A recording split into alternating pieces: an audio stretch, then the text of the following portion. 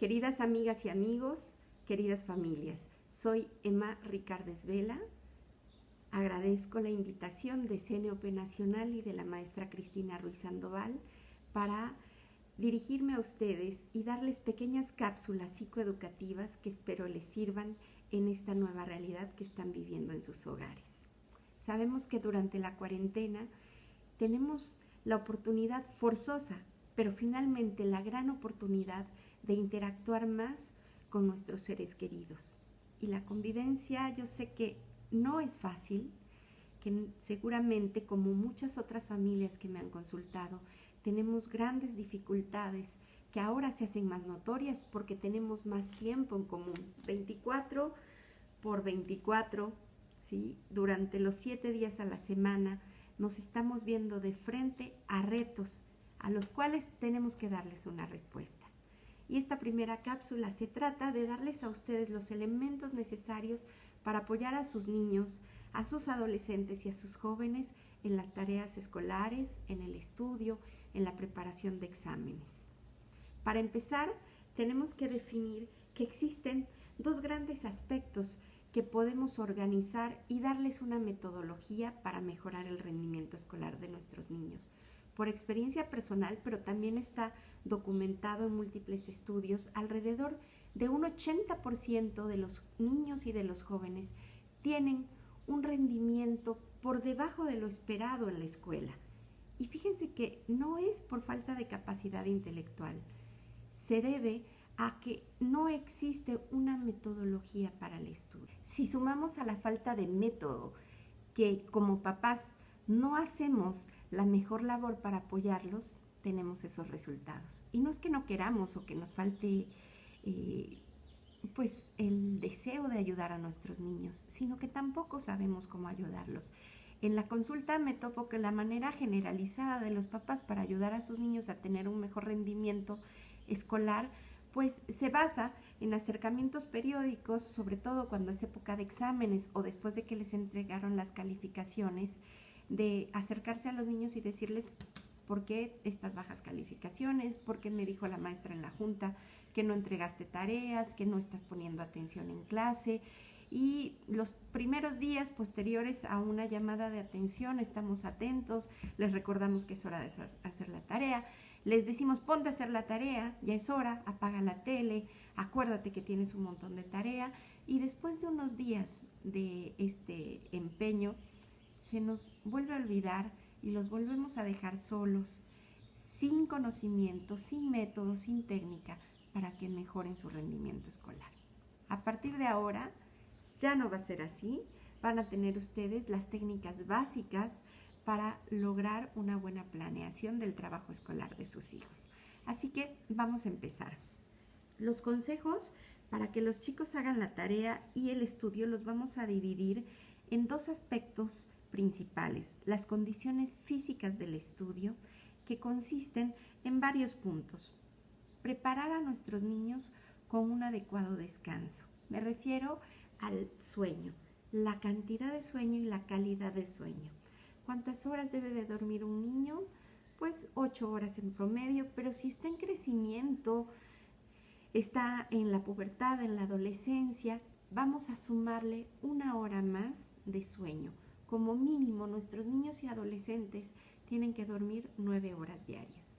Pero el sueño también tiene que ser ordenado, tiene que ser regular. Es decir, dormir durante la noche y estar despiertos en el día.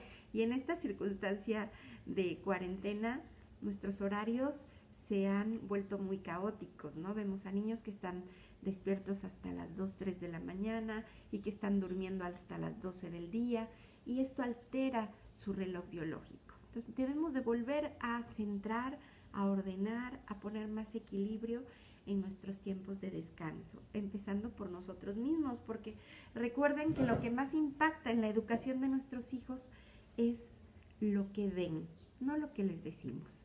Entonces tratemos de ir ordenando los horarios de sueño y de vigilia en toda la familia, y esto va a mejorar muchísimo su rendimiento.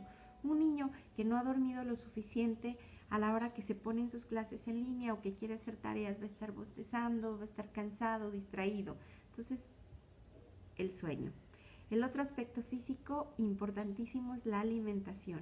Insistimos siempre cuando se acercan papás con niños con problemas escolares o de aprendizaje que los apoyemos con una comida equilibrada, con horarios de alimentación y que esto se vuelva una norma de rutina. Todos los días antes de irse a la escuela, nuestros niños tienen que irse desayunados, con un desayuno equilibrado. Un vasito de jugo, una lechita, no es suficiente para que nuestros niños rindan durante la mañana. Y lo mismo en las tareas escolares, lo mismo en las clases virtuales que estamos teniendo ahorita.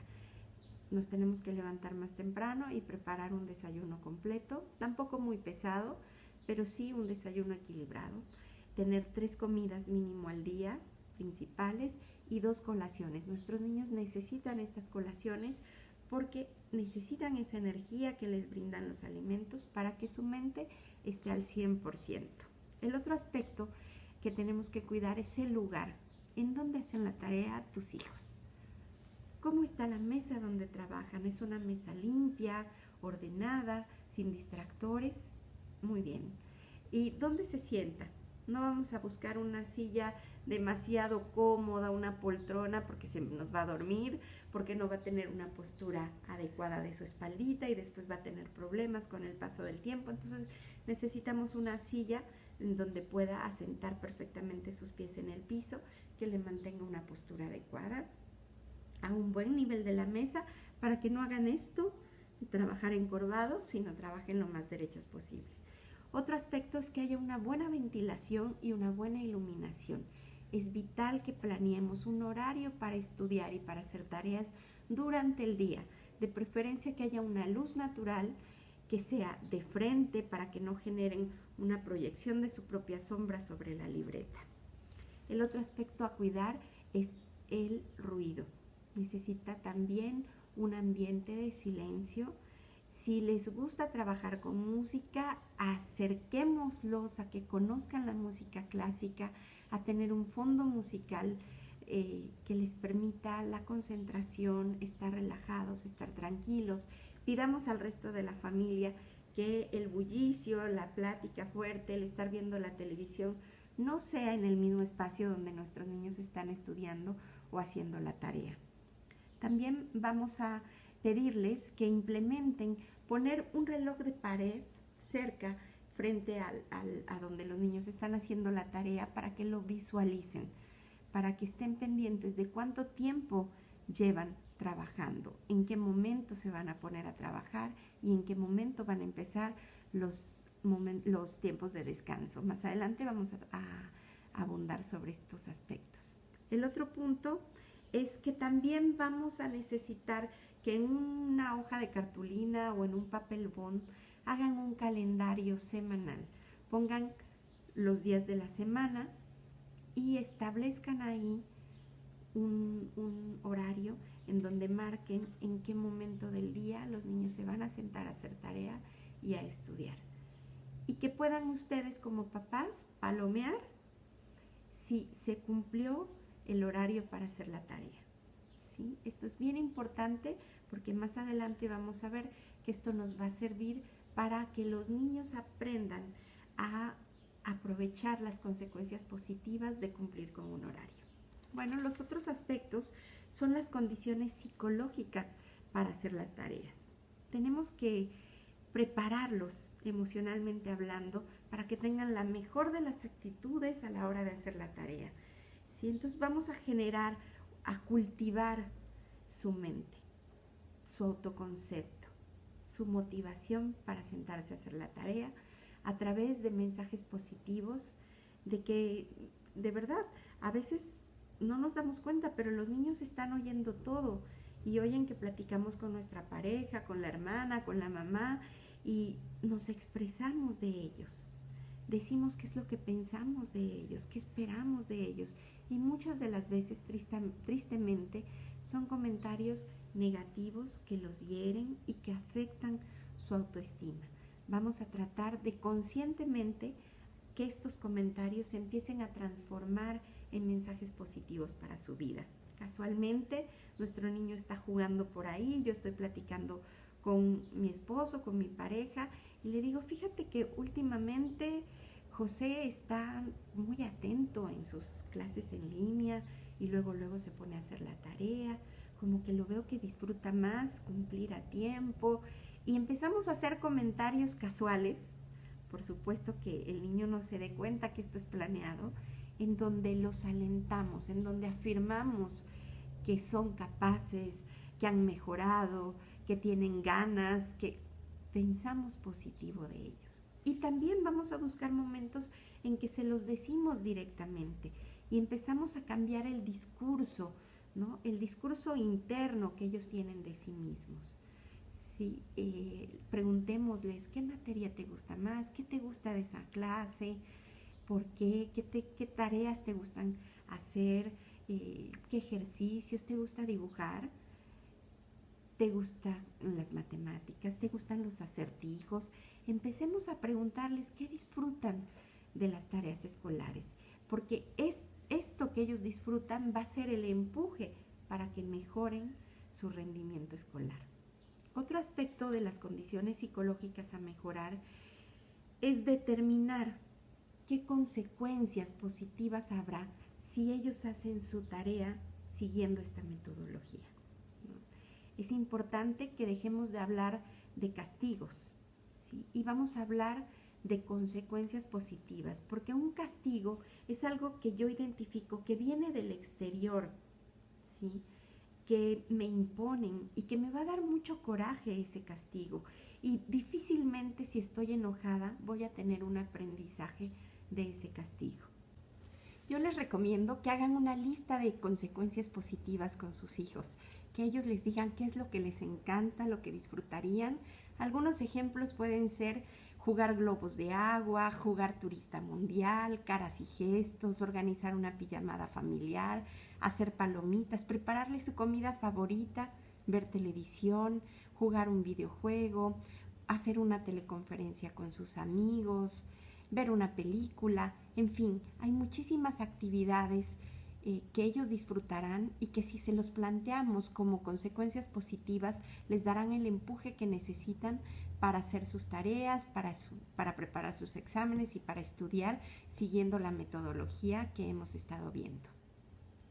Otro de los aspectos importantes es saber con qué voy a empezar, con qué tarea. Yo les sugiero que revisen las tareas pendientes de los niños y que prioricen. Las tareas que son para entregarlas al día siguiente son las que se tienen que hacer. Supongamos que tiene 2 tareas, español y matemáticas, empiecen con la que más trabajo les cuesta, porque van a tener más energía al inicio de su tiempo para hacer la tarea. También es importante que definan cuánto tiempo se tardarán en esa tarea de matemáticas. Revisen cuántos ejercicios son. Supongamos que son 10 ejercicios, que el niño haga el primer ejercicio, le toman el tiempo. Si se tardó 2 minutos, pues calculamos un aproximado de 20 a 30 minutos para realizar los 10 ejercicios que tienen pendientes. Le decimos que ese es el tiempo que se va a tardar, que chequen su reloj de pared, a qué hora se está empezando, y que nosotros vamos a regresar en 15 minutitos para ver cuánto ha avanzado. Y entonces los niños empiezan a aprender a trabajar bajo presión de tiempo, ¿sí? Empiezan a saber que no tienen toda la tarde para hacer la tarea, porque generalmente es lo que hacemos, les decimos ponte a hacer la tarea y les dan las 10 de la noche y siguen haciendo tarea, porque no han aprendido a planear su tiempo. Entonces el uso del reloj de pared para esto es, para que sepan que van a trabajar con tiempo. A los 15 minutos, mientras estamos haciendo el quehacer o estamos trabajando, venimos a revisar cuántos ejercicios ya avanzó. Si vemos que cumplió con el tiempo, lo felicitamos. Si vemos que va atrasado, le preguntamos cuál fue la dificultad, qué le costó, y le enseñamos que si se retrasó en un ejercicio, le está costando mucho trabajo, lo haga a un lado y continúe con el siguiente, ¿sí? Esto también le va a servir a la hora de hacer sus exámenes. No pierde todo el tiempo del examen en un ejercicio que no pudo resolver, sino avanza con lo que sí es capaz de hacer, y le vamos a brindar la orientación necesaria para poder superar los que no pudo hacer. Digamos que en ciertos grados de la primaria todavía nos acordamos bien de las matemáticas, los podemos ayudar, les damos consejos, pero ya en secundaria a veces sí se nos dificulta tener presente, ¿no?, los conocimientos o tenerlos frescos, pero podemos enseñarlos también a utilizar los medios que tienen a la mano. Supongamos que está viendo monomios en álgebra, no se acuerdan de la regla y entonces lo buscan en YouTube, ponen el título del ejercicio y va a haber 1000 maestros que dan una clase rápida en YouTube sobre cómo resolver los monomios, ¿no? Y de esta manera puede continuar haciendo su tarea. Vamos a establecer también en este momento tiempos de descanso. Los niños, al igual que los adultos, no tenemos un tiempo de atención y concentración muy extenso. Necesitamos momentos de descanso. Yo les sugiero que cada 15 minutos le permitan a los niños un intervalo de 5 minutos de relajación en donde hagan algo que los divierta, que los haga descansar, a lo mejor que se coman una manzana, que salgan a jugar con la pelota, que nos ayuden en alguna tarea sencilla en la casa o simplemente que se acuesten un momentito, cierren los ojos y se relajen. Y después de 5 minutos continúan con el resto de la tarea. Una vez que ya terminaron la tarea que le costaba más trabajo, van a empezar con la segunda tarea y con la misma metodología. Es importante que si los niños cometen errores, no pongamos énfasis en los errores. Este es el siguiente punto. Aprendamos, seamos pacientes, aprendamos que se logran grandes resultados en base a grandes errores, a práctica y error, ¿no? Entonces, tengamos hojas recicladas o una libretita vieja en donde el niño haga primero los ejercicios, donde pueda tachar, borrar, equivocarse, donde los ayudemos y una vez que ya terminó lo pueda pasar en limpio. Esto también les va a servir para planear mejor sus tareas, ¿verdad? Casi se cae. Bueno, el siguiente aspecto es la supervisión, ¿sí? Tenemos que aprender a ser constantes y a supervisar todos los días las tareas de nuestros hijos. La supervisión no consiste solamente en decir esto está mal, eres un tonto, mira nada más cuántos errores, qué mal hecho, sino realmente en reconocer su esfuerzo, en felicitarlo por sus avances, en sugerir ciertos cambios, en saber si cumplió con todo. Y esto tenemos que ser constantes. No puede ser que si nuestro niño está siguiendo la metodología, está cumpliendo con sus horarios, con el tiempo para hacer la tarea y nos avisen, mami, ya terminé, ¿me lo revisas? Nosotros posterguemos el momento de la revisión. Seamos conscientes, dejemos lo que estamos haciendo para otro momento y atendamos la necesidad de nuestro niño de ser reconocido, atendido, de sentirse importante. Anteriormente era más común ver en las escuelas que había una libretita exclusiva de tareas en donde tanto el maestro como la mamá o el papá firmaban que realmente estaban supervisando la tarea de los niños. En casos más pues delicados, en donde realmente los niños ni siquiera apuntan la tarea en la escuela, no cumplen, ya tienen un problema más serio de aprendizaje, es importante que si no existe esa libretita, la propongamos nosotros como papás en la escuela y podamos dar un seguimiento diario por escrito a las tareas. Espero que los consejos les hayan servido. Les mando un abrazo y mis mejores deseos para que las relaciones en casa cada día sean más agradables y seamos y enseñemos a nuestros hijos a buscar activamente la felicidad. Hasta pronto.